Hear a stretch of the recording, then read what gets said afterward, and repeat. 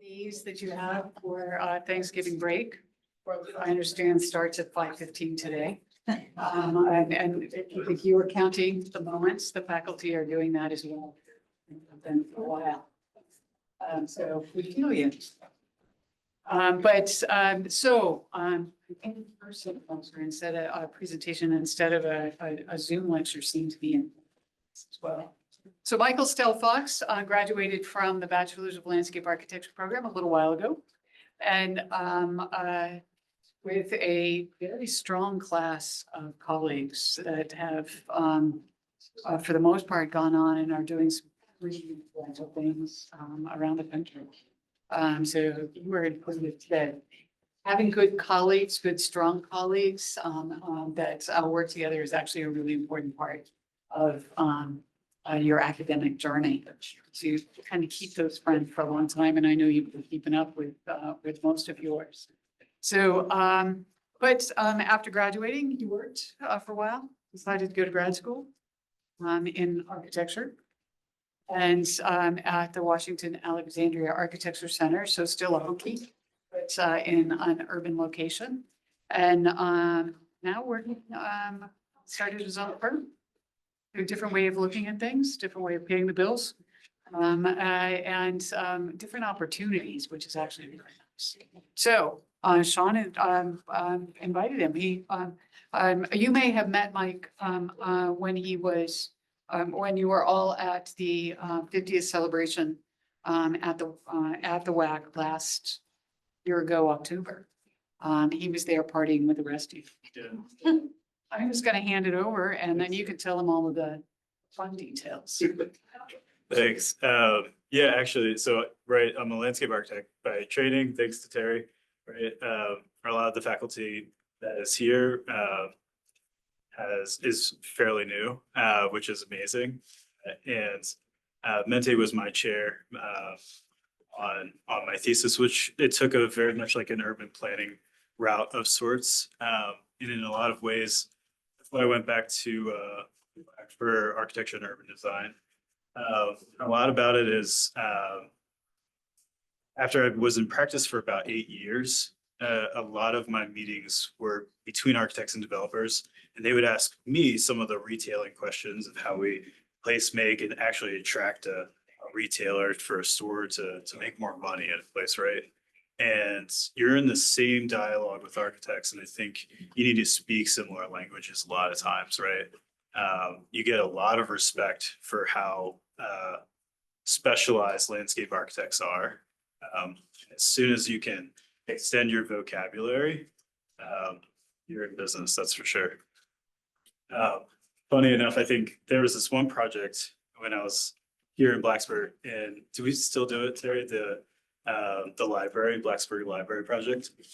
No, we have actually moved on from that a little bit. Okay. And I totally did not get the assignment.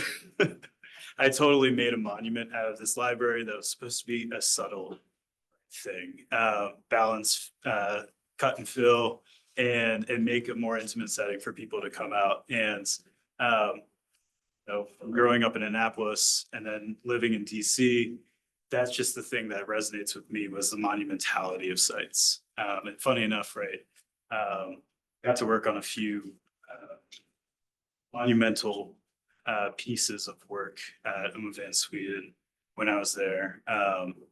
And, to be honest, sometimes actually after going through that, the things that were a little bit more rewarding were actually the places within the city, helping people who are going to live with these experiences every day. But I definitely still have a draw to monumental spaces. And so let me see if I can get this.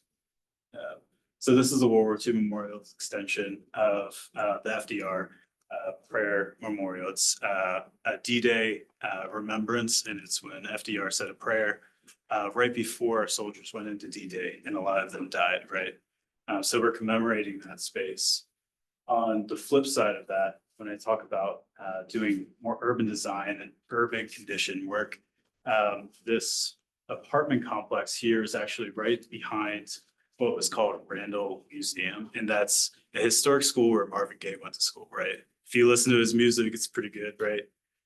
But he talks also about political moments that he experienced in the 60s that actually during this project were rekindled with the Black Lives Matter movement. And at that time, what's going on? His Rolling Stone platinum record. And we wanted to commemorate that. So we inscribed the notes of that song on the fencing around the site that remains open throughout the day. My inspiration right now is actually trying to question form from a landscape and architecture and trying to combine the two. Because I think there's something about these MC Escher drawings and how he started to dive into the patterns, the repetition. And after visiting both Montezuma, Montezuma Castle, but also Taliesin West by Franklin Wright, there's something going on between the two, and I'm still trying to grasp at it. And in DC itself, after going back for the urban design degree, I actually was living on South Carolina Avenue for about 3 years, and then moved south of that cuts across right around here. And I noticed a really remarkable difference. And it made me question, hey, what do all of these axial and radial streets mean when they align themselves to monuments or to other things? What does it mean for the grid to interject with that? And where does it derive from? I think David Levner is okay with me borrowing some of his slides here to make this point. I take this from his class, right? Where in DC, we're actually reusing the techniques of the Baroque schemes that we learned from Rome in the early Baroque period, as well as later on when it's reformulated over time, and then instituted both in antiquity with Hatshepsut's temple with the Grand Manor, but also in Florence and then later on by Haussmann and Napoleon in Paris. And DC and this trivium of the three grids converging at a single point is really inspired by Versailles, right? But this Versailles, right, I'm sure a lot of you have studied it already, right? It comes at a point when Copernicus totally flipped everything on people. He said, the universe doesn't revolve around the earth, it revolves around the sun. So Louis XIV said he is the sun god, and everything at this space revolves around him, right? And he claimed that power. Right? But when we reinvent that over time for DC, what do we say? What do we say about that power and what it means for people, for democracy, for Congress people, for our senators, lawmakers, and the judiciary? So wanted to dive into this because there's sometimes an emphasis on the historicity of like L'Enfant. He did such a grand scheme. He had such a genius plan, but he got fired, right? He was very bold at this time, but Ellicott and Washington and Jefferson in particular had some gripes with him. And so only after a while, after we instituted his scheme, did we start to realize the genius behind it. But there are still some potential flaws to it. So it's something to dive into and question today, but it's not something, in my opinion, to be followed almost like gospel, right? It provides some really great moments for us. And in particular, where there's a convergence of diagonals through the grid, he decided that there should be a park, right? A place for gathering. And these diagonals are to be named after the different states. At that point, there were, less than 20, certainly 13 original colonies and then a few more, but that that has grown over time, and we have actually continued to inscribe those diagonals throughout the city. And then what you'll see, right, in this site is that after we did that, we started to look at how he tied the principal points of the space together through those diagonals. With view sheds and connecting people throughout the city, he's able to tie people together and have them relate to each other a little bit more. And it was intended to grow out a bit more along the grid in a more even way. But over time, we had interventions of a number of infrastructures, which some exist today and some are gone. Initially, there was a canal that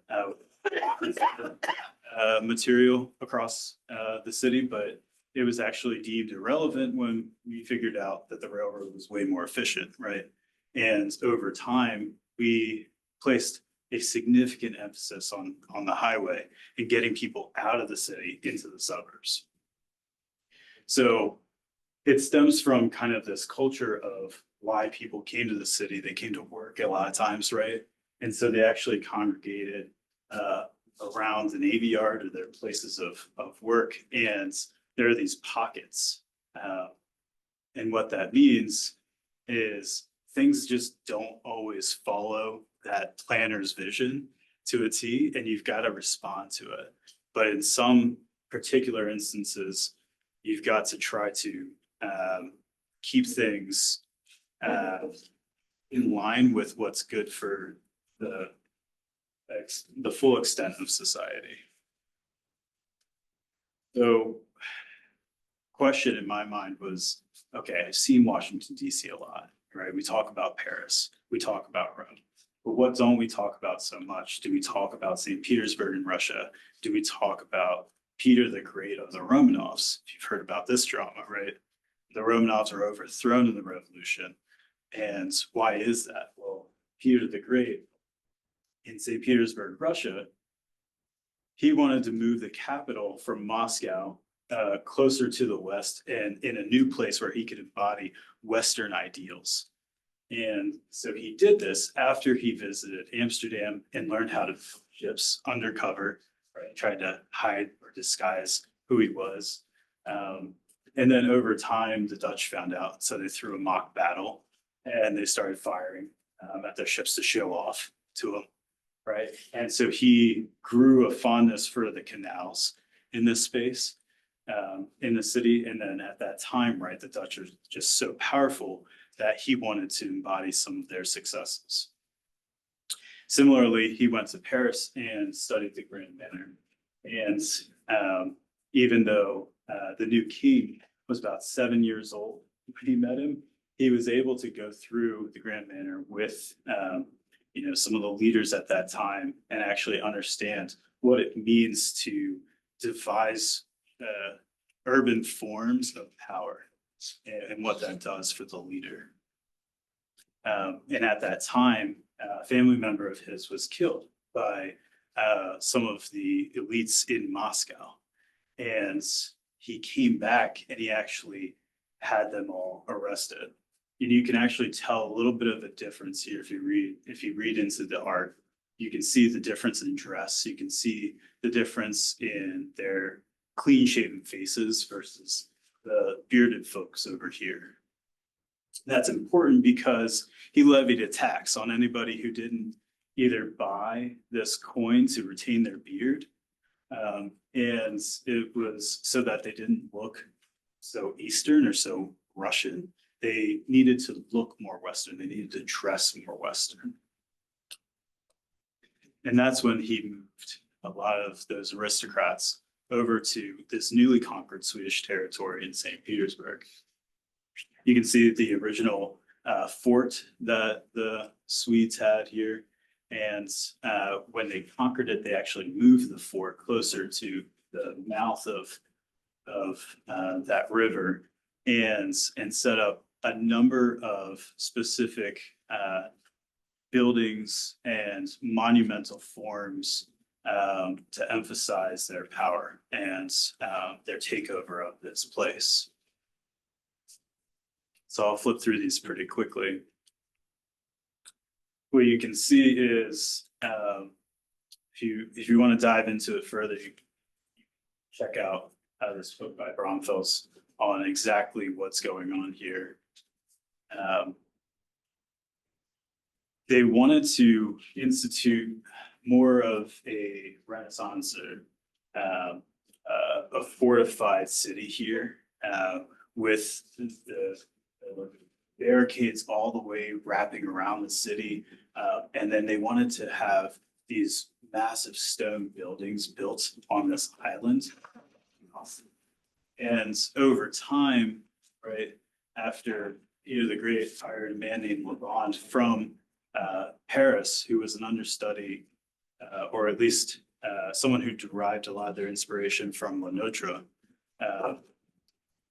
He realized that the engineer who came in was very aware that that original fortified city layout was not ideal for what they wanted. He really wanted to institute a grid, but they wanted to connect the Admiralty here all the way down ultimately to the monastery.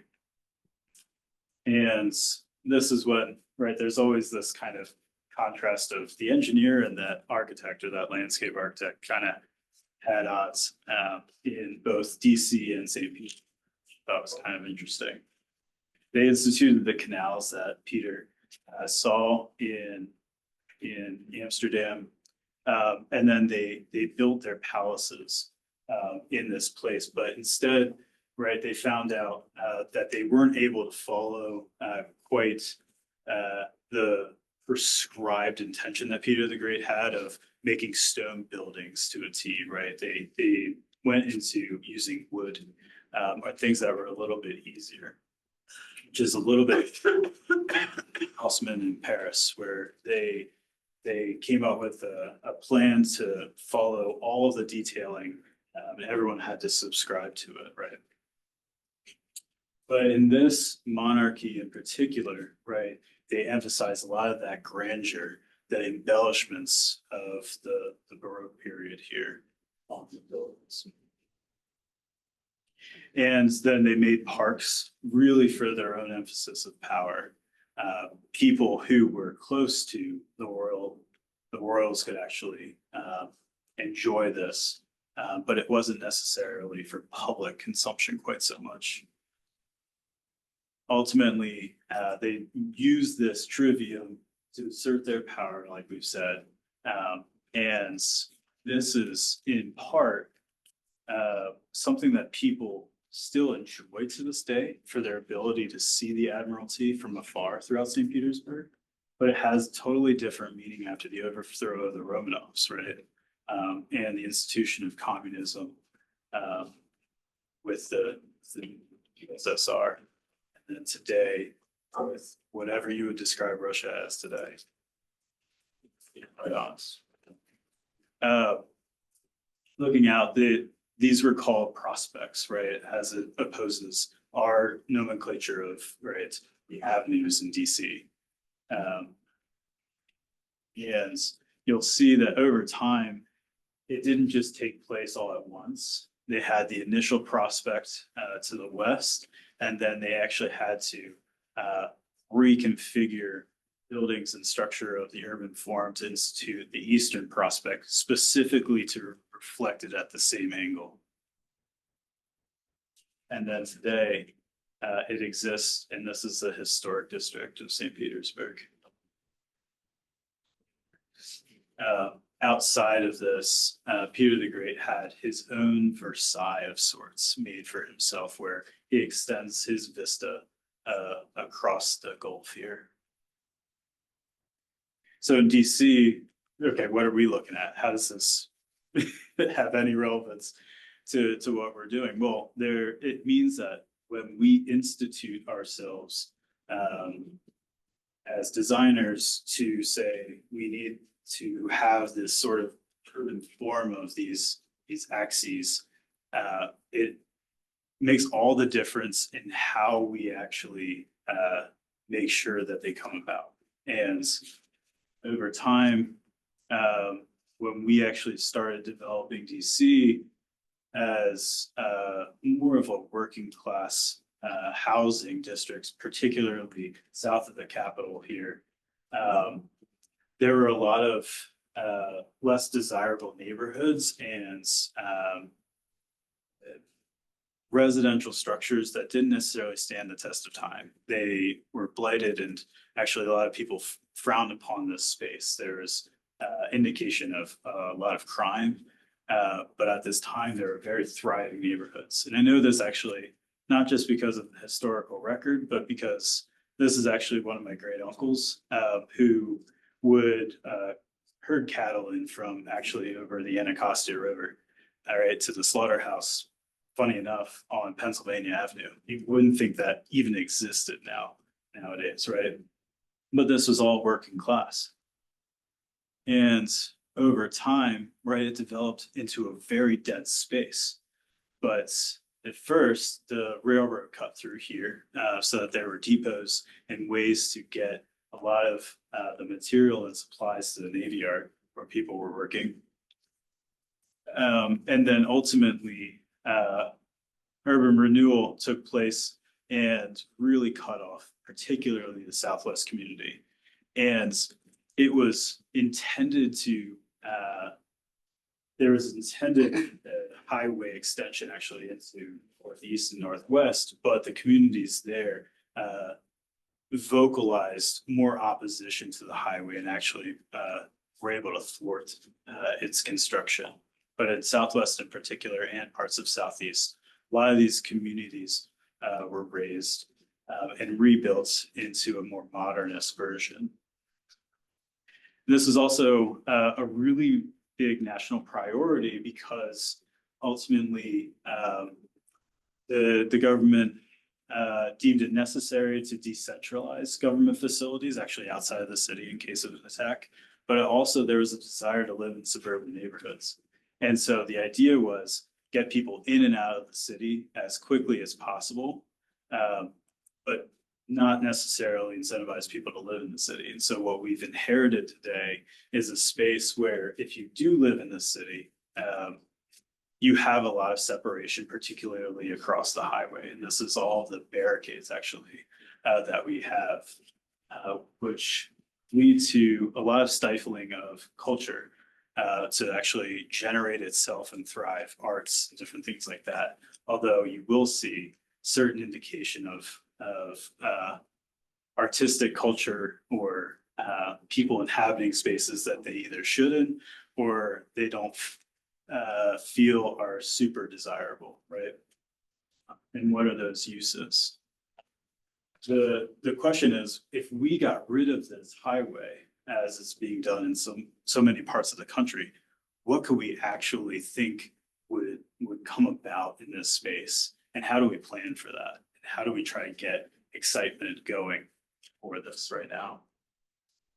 So we look back at what it was intended to be with the parks at the axial alignments, right? And then the Baroque ideas of using the topography and the natural terrain to actually be embellished with fountains, as Le Notre had done at Versailles and what Lafont alluded to.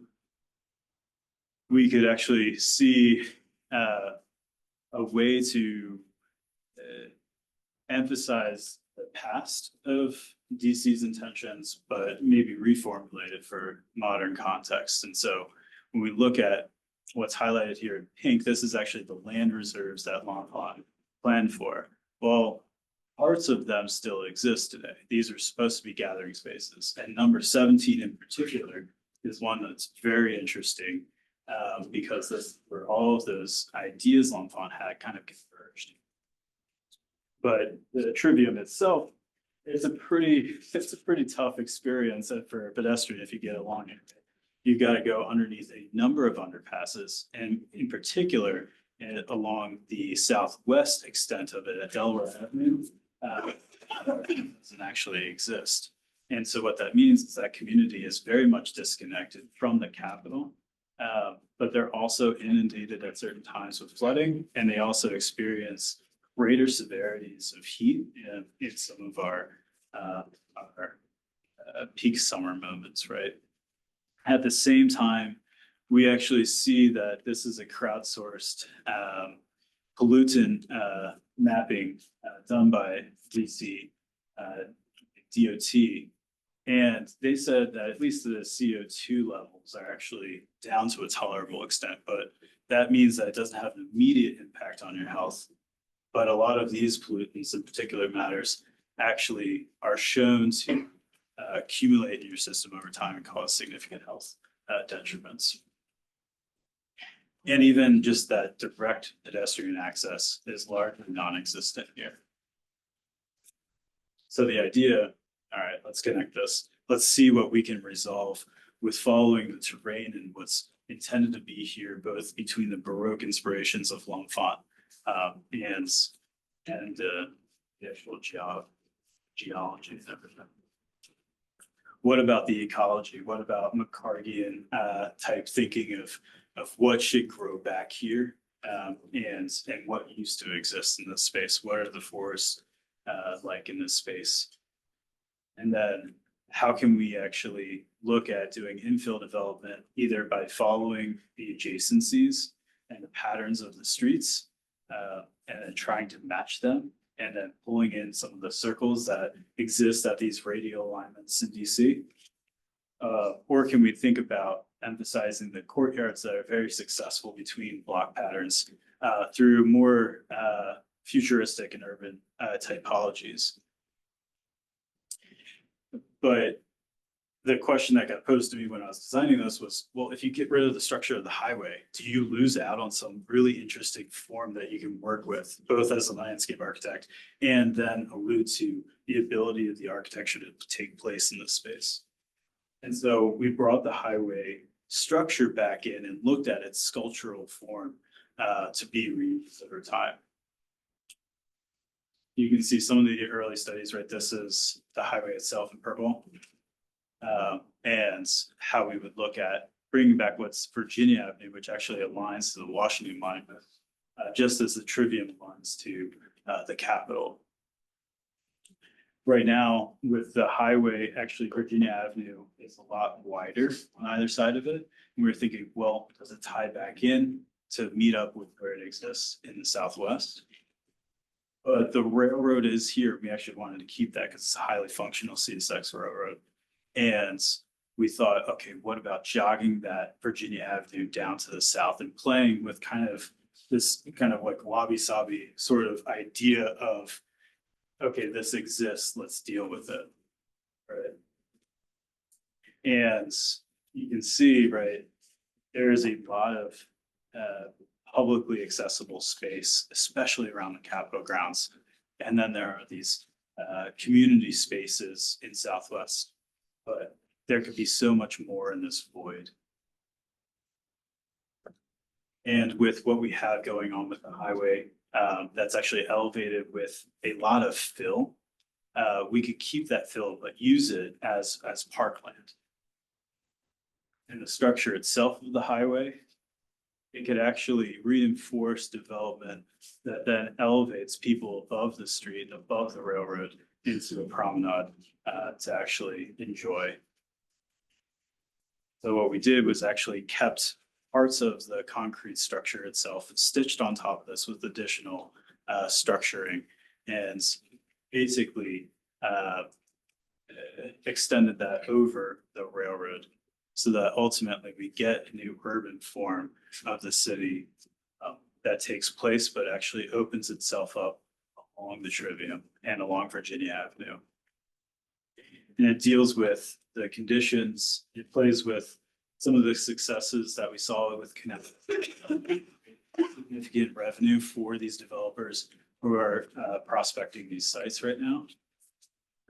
And it can do the same thing when we bring back development with this new promenade in the space throughout DC, with the Trivium and the cross through Virginia Avenue.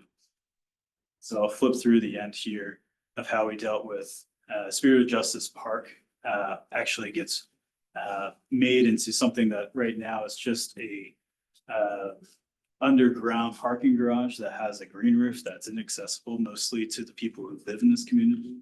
And we think we break that down with staircases to get people from the street up into the space so that they will actually intersect with staffers or their Congress members when they're walking past. Just south of the Capitol, we have actually First Street, where right here there is a monument to Ulysses S. Grant. That's a beautiful commemoration to him, but it is unvisited by people who live in this space, right? But it could bring back a connection into the community, just as the radial streets do. And when we reuse the structure of the highway, we actually can use similar interventions that we have at St. Elizabeth's East on the south west section of Washington, D.C. as a community center and as a visitor center for people to come and walk out along the promenade from. So what we did was buried this part of the highway that goes under the National Mall and actually instituted this urban form that reflects some of the Baroque and also the monumental grand manner of the past and reinterpreted it for today. Let's see, as I flip through here, just kind of some of the inspiration that we see coming back in, as well as additional bus routes and bike routes, the fountains that are brought in.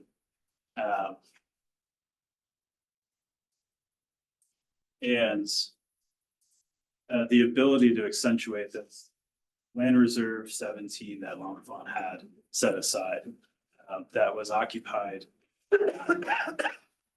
under this highway as a skate park, kind of just in place, but not really described. We follow some of the forms that we find from Ringstrasse, Unterlinden, and Champs-Élysées, but we see that at least actually at Unterlinden and the Ringstrasse, there's more variety and ability for us to play with for the pedestrian experience to give back to Virginia Avenue in particular.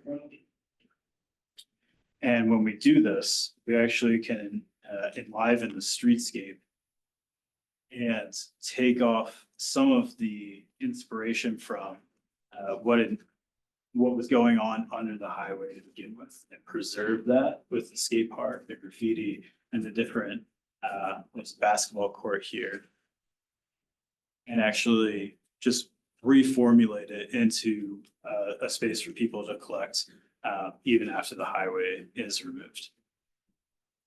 When we remove that highway to deal with traffic, we actually just make sure that it directly ties back into the grid and Virginia Avenue as a main street oriented towards the Washington Monument, and create a boulevard from southeast here that you can see over to southwest. And this actually ties in with the 11th Street Bridge Park, which, if any of you are following what Olin's doing in DC right now, is a really big project to keep an eye on.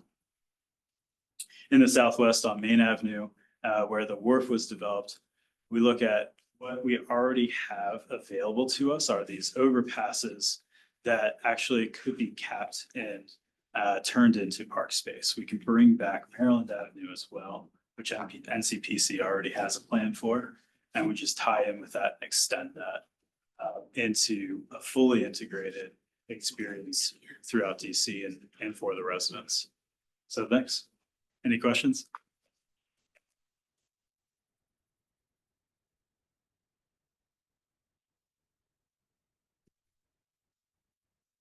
I'm kind of curious how you started this exercise.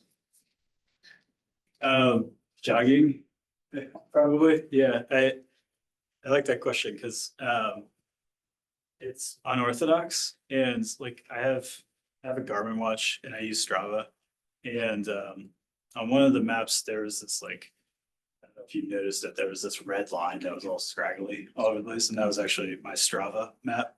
You can download it and throw it right into GIS. It's pretty cool. But I used to live let's see, I used to live right here. And then now I live down here.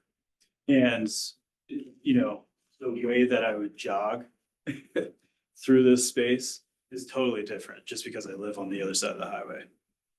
So, You ever discussed this with someone from the municipality? that's the plan, yeah. It's in the works. Other than discussing with the municipality, where do you see this starting to go? Like, could this start to go into other cities around the country, or just start to catch a little small? Yeah, I think there's momentum across the country for highway removal, right? It might be thwarted a little bit if there's not grants, so much anymore for it. But at least, before the current administration, there was a lot of grant funding for this, type of exercise. I think it still is a very valuable, thing for communities. And I think,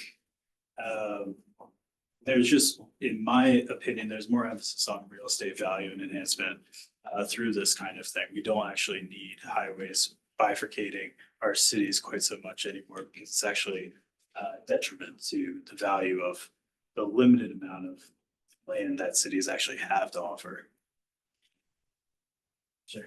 I'm curious, I think a lot of city solutions when they have the highways that bifurcate right now is like Clyde Warren Park in Dallas, or the Big Dig up in Boston, or Freeway Park in Seattle, and it's capping the highway. Why did you choose to, because you're not really capping the highway. Yeah, I mean, Yeah. only in Southwest did we think, okay, let's cap the highway. And then I didn't use that as much of a place to study. It's just one aerial that just tries to show that intent. And I think that's because, right, I was doing this as an academic study, and if I were doing this for my practice, I probably would try to go with the quickest action possible. And I wanted to look at maybe the hardest thing, right? Is what if you writ large got rid of the idea of mass modes of car transportation and the highway where it didn't make sense. And I think I'm a little bit more open to the idea of possibly burying it like a big dig, right? Could be very useful.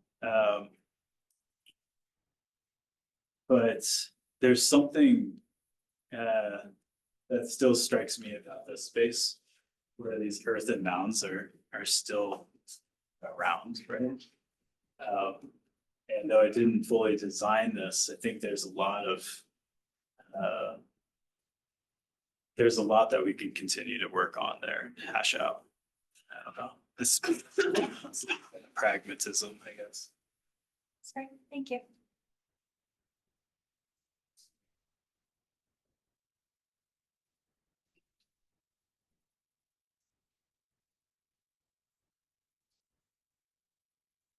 Is there a special sequence of the action that you would do to realize the plan?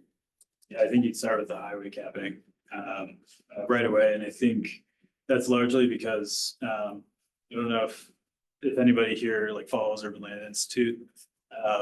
It's a really good source of these kinds of test case scenarios, and one of the latest ones was the technical assistance panel on the existence and preservation of the Forrestal building, which you can see in this plan I totally demolished. And the outcome of the technical assistance panel for this Forrestal building was to demolish it, right? It actually is more of a detriment than it is an asset to the Southwest community if you go to sell it.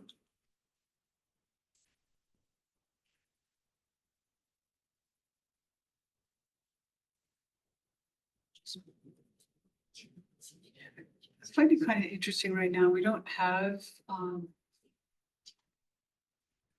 any graduate or undergraduate students that are working on an urban plan. Sure, they're really hard to get going, I think. I don't know, maybe they're just perceived to be too hard. I don't know. Do you mean in practice or in academia? In our program right now. Oh, okay. And, whereas, I think your class, almost everybody was doing something urban. Pretty darn close, I think. And I'm kind of curious as we're looking at this and last night I was listening to someone talk a lot about or more about what should academic programs be covering.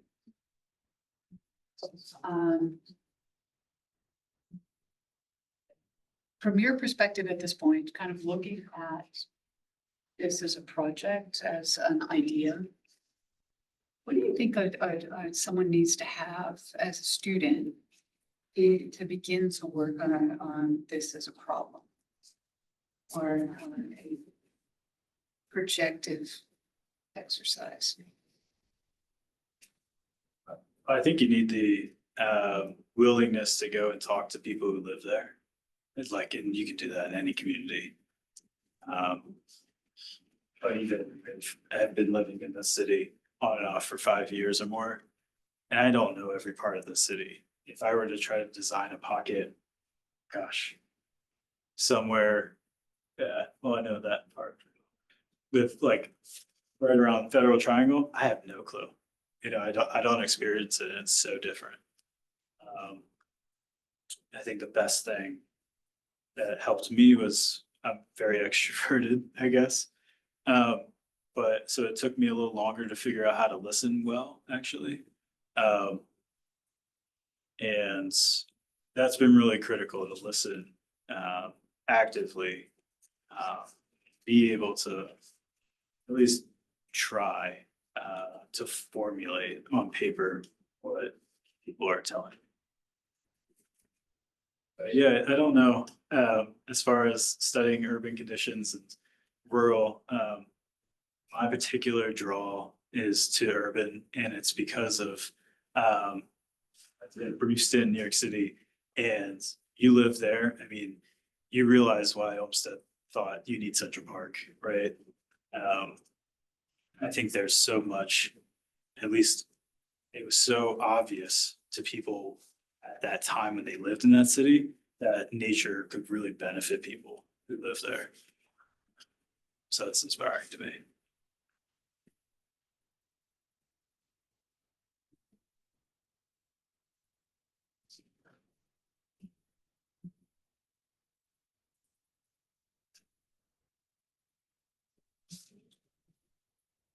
What are you all working on now? Is there like a large topic kind of throughout the studios?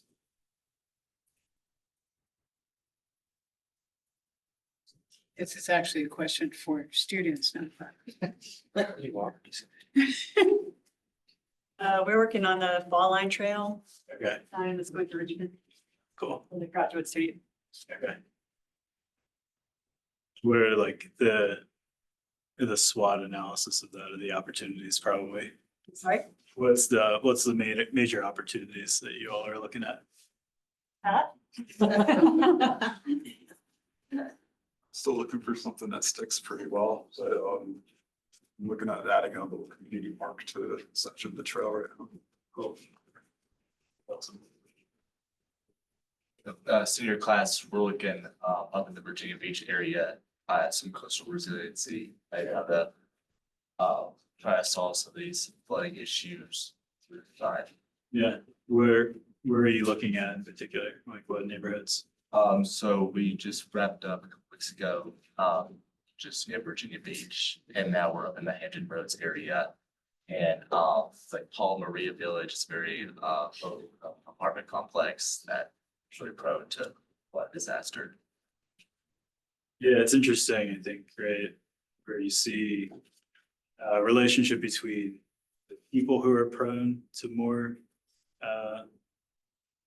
nature-based frustrations, I guess, and then able to benefit from nature-based solutions.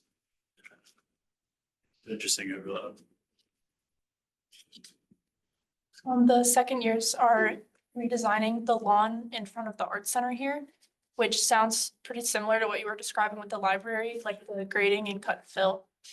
It's kind of the new adaptation of that, which is fun. I totally did not understand that side of it. But it's definitely a fun one.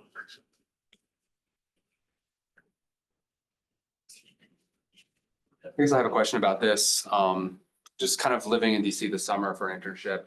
I live near the Rock Creek area, and so they've done a lot where they've closed off certain roads and they've really like elongated this pedestrian access route. Do you have plans to try to connect this to a larger system, or do you want this to stay more of a just by itself kind of internal system? No, I think the idea is to interconnect everything, right? It's like, I mean, a reason that some of L'Enfant's ideas got brought back were because of the Senate Park Commission plan in 1901, right? And today we're seeing a lot of energy about Perkins Eastman coming out with a master plan for actually extending the Kennedy Center into the community instead of having it cut off with all the highways again. They capped it, and then you see what we're doing with the 11th Bridge.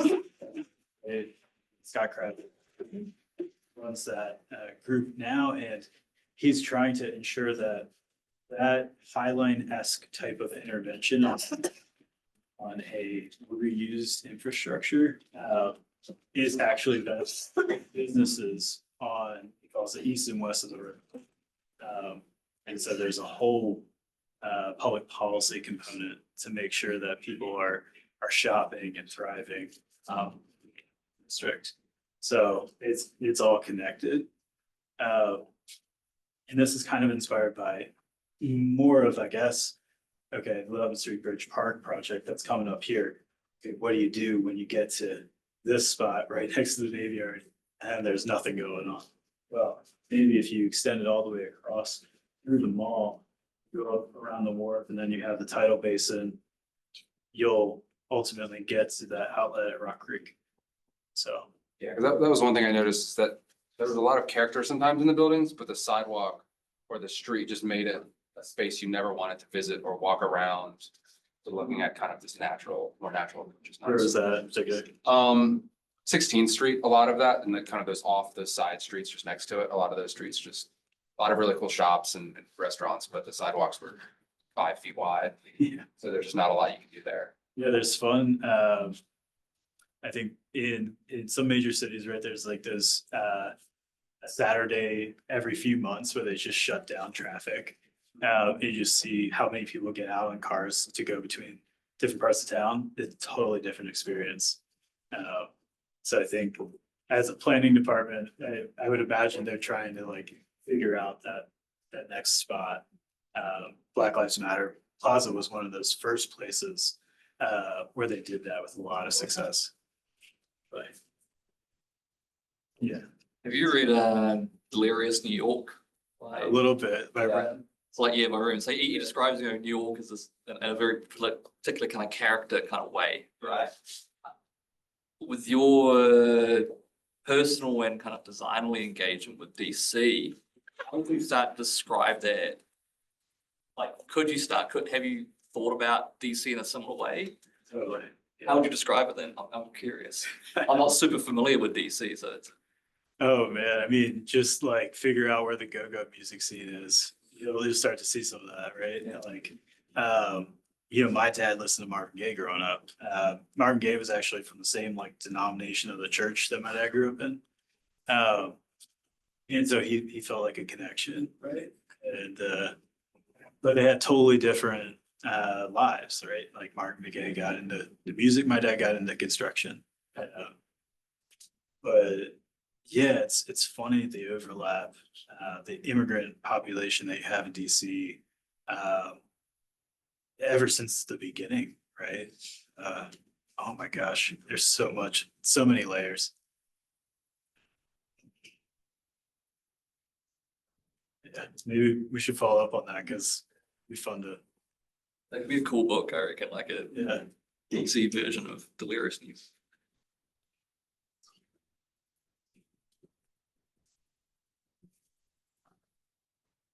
Do you feel like this design would kind of aid in that like that culture you're talking about to shine through a little more, because knowing people who have lived in DC briefly, I'm not super familiar with it. I've been a few times.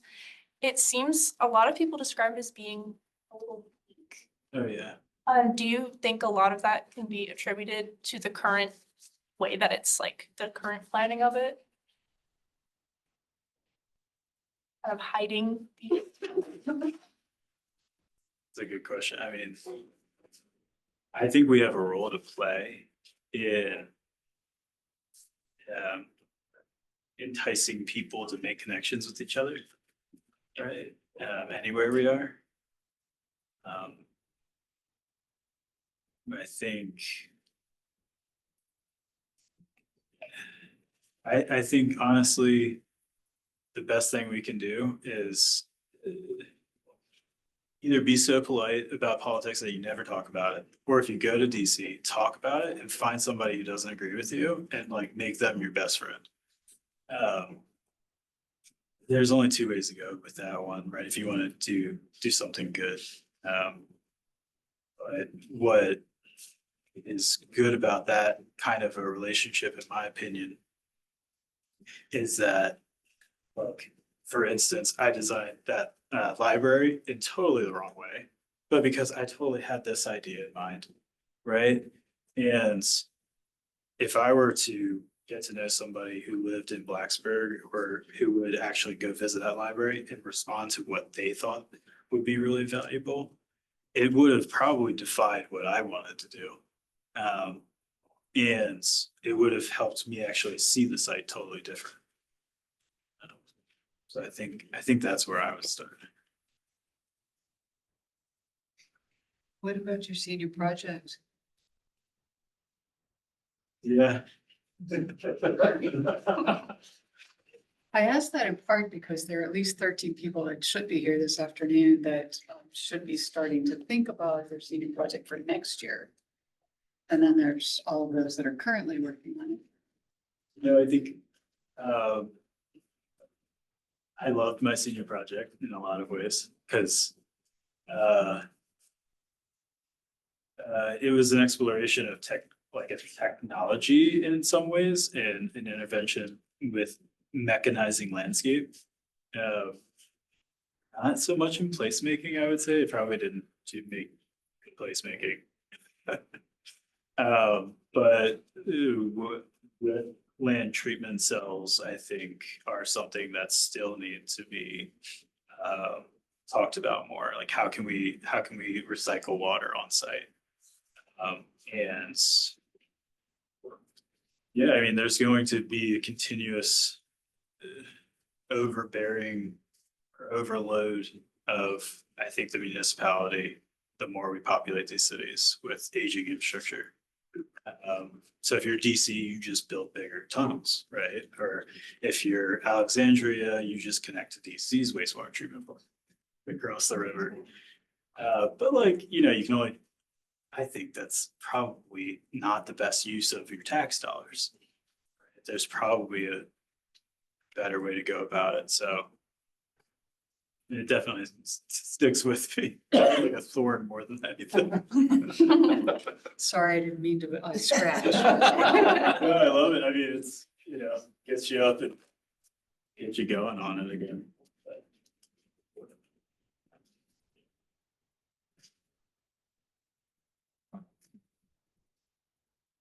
Any other types of questions that you have for Mike? Thanksgiving's coming up. Is everybody excited about all the football news? Or is it like overdone? Okay, it's pretty cool. Yeah, everybody in DC is pretty excited. Definitely have an alumni group talking about it relentlessly. Good time to be a Hokie. Always. Every day is a great day to be here.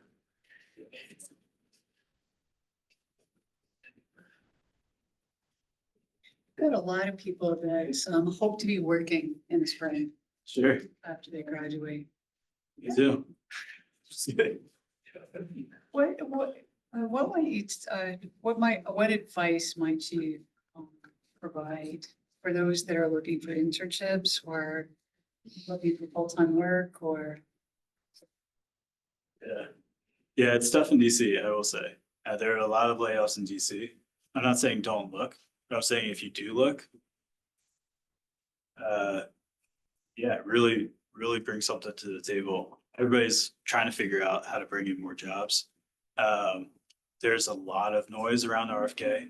There's a lot of noise around all the other stuff going on. If you don't know RFK is the former football stadium in DC. That's coming back. But it's, yeah, I mean, your ASLA events, I think actually are really valuable. And I'm not just saying that as like someone who's part of it, but like, you know, if you go to different functions and a lot of people don't like small talk anyway. If you can get over that hurdle and have a fun conversation with somebody, they might be able to put you in the right direction. Yeah, just make friends. Everybody likes talking about landscape architecture and this stuff, so you're not barking up the wrong tree anyway. But did you have a question? Why did you decide to start your own firm? Yeah, I mean, I wanted to go back to grad school, and I didn't want to try to pull off taking off work at 1:30 to 5 p.m. somehow, 3 days a week, you know. So I got lucky. I had an opportunity to bring in some work for myself, and yeah, I mean,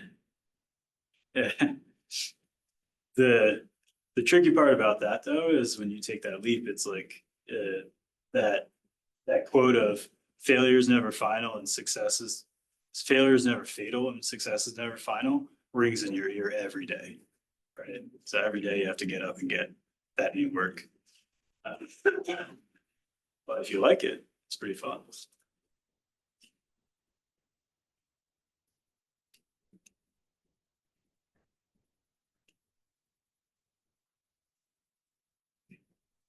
I think we're pretty much at the end of our time for electric bills. Awesome. Thank you for coming.